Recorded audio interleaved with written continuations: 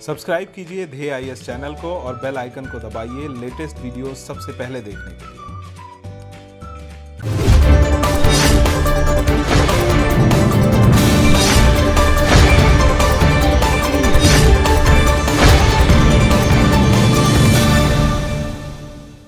झारखंड राज्य के हजारीबाग के सोहराय और कोहबर कला जो अभी तक यहाँ के स्थानीय और ग्रामीण अंचल में प्रसिद्ध थी, अब उन्हें अंतर्राष्ट्रीय स्तर पर आर्थिक और सांस्कृतिक पहचान मिल सकेगी।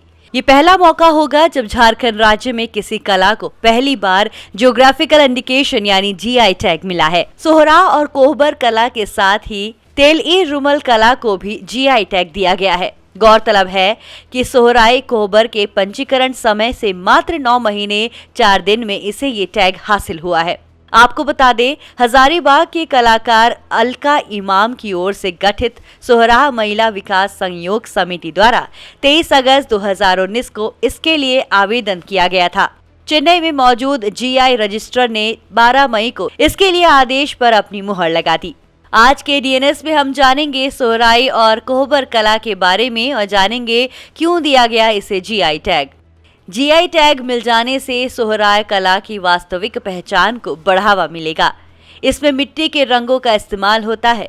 गेरू पत्थर से बना लाल रंग, पीली मिट्टी, दूधी मिट्टी और काली मिट्टी का इसमें प्रयोग होता है।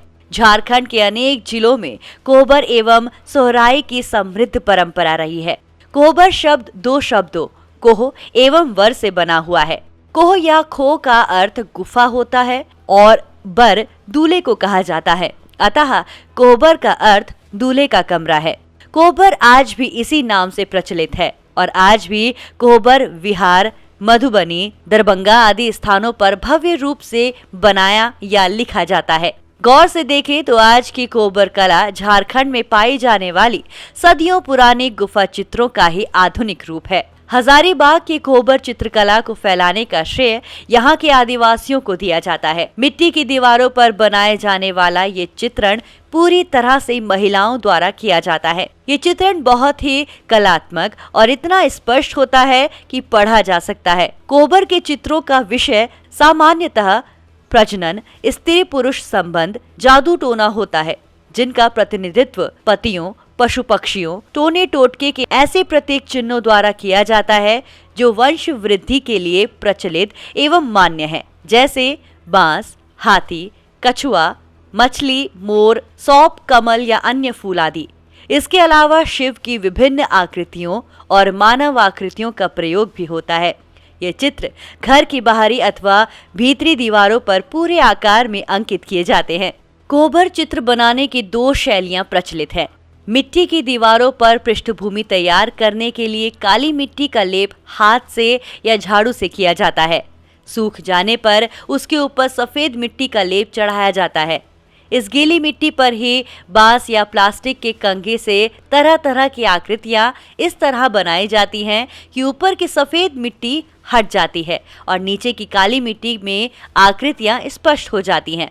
कहीं कहीं कंघी की जगह 4 उंगलियों का इस्तेमाल भी किया जाता है। दूसरे तरीके में दीवारों या मिट्टी की सतह तैयार कर कूचियों से आकृतियां बनाई जाती हैं।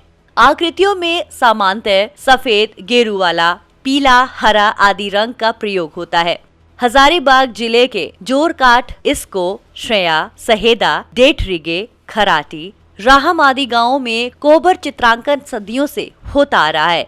सोहराय पर्व दिवाली के तुरंत बाद फसल काटने के साथ मनाया जाता है। इस अवसर पर आदिवासी अपने घर की दीवारों पर चित्र बनाते हैं।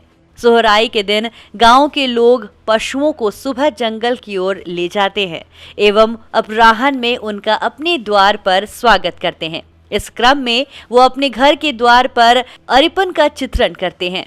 अरिपन भूमि पर किया जाता है। जमीन को साफ कर उस पर गोबर या मिट्टी का लेप लगाया जाता है। फिर चावल के आटे से बने घोल से अरिपन का चित्रण किया जाता है। ज्यामितीय आकार में बने इन चित्रों पर चलकर पशु घर में प्रवेश करते हैं। ये चित्रण भी घर की महिलाओं के द्वारा ही किया जाता है।